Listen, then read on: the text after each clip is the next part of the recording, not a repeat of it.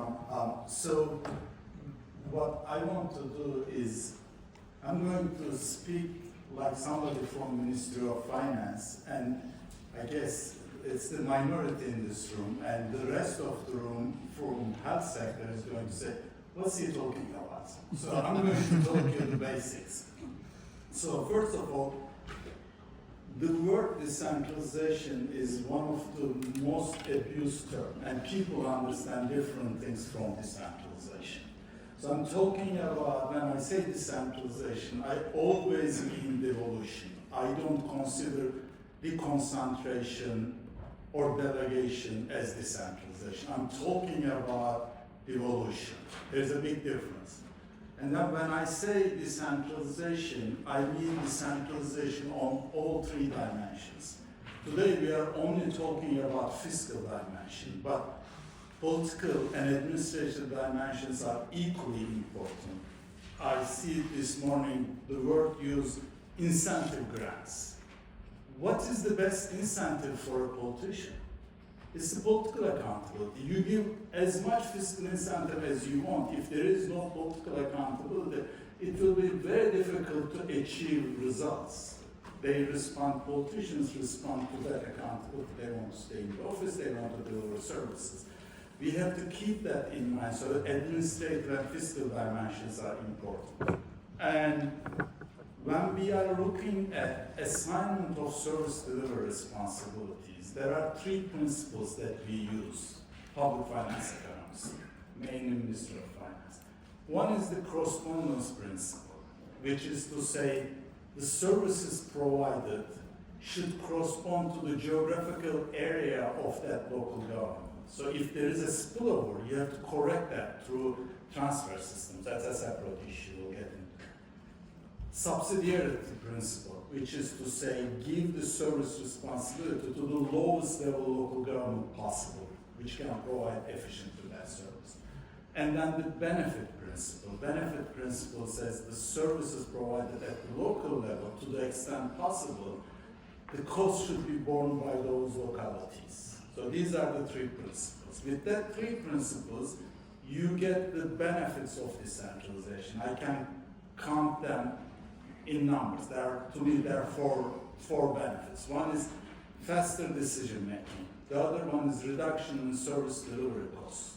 The third one is reduction in inequalities. This can be inequalities among individuals, equalities among places. So it can go both ways.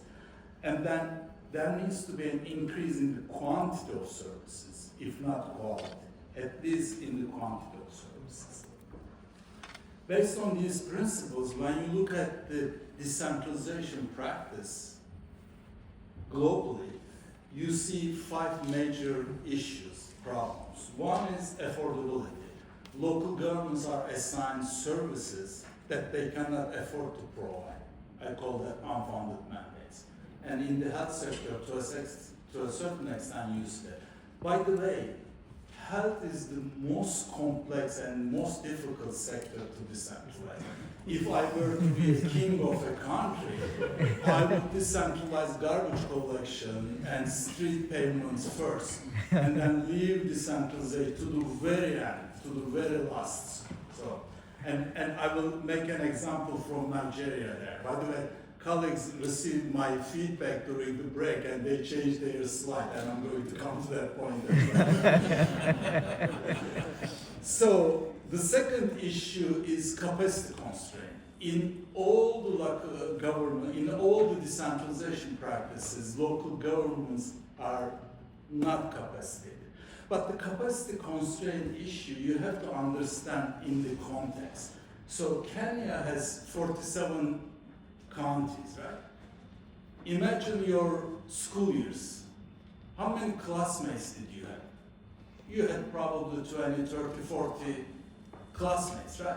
Some of your classmates are A students. They passed like this. And some of them were C, D, F students, right? Out of 47 counties, some of them are A students, some of them are F students. That's natural. That comes with the business. When I went to school, we had a summer program. If you are an F student, there is a remedy. You have to attend the summer program so that you can catch up with the learning area. So there needs to be a remedy to address the capacity issues. The third issue is the problem we see, lack of explicit assignment of service delivery responsibilities. Service delivery, like health, is a complex responsibility. You need to specifically identify, you do this, you do that.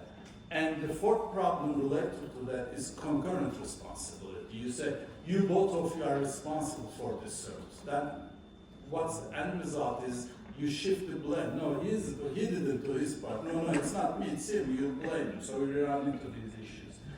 And then the fifth issue is inefficient assignment of service deliveries. Inefficient to the extent of those three principles that we mentioned at the beginning. With that, I see four issues related to Kenya and Nigeria. And I'm not a health expert, and I'm not a Kenya expert, I'm not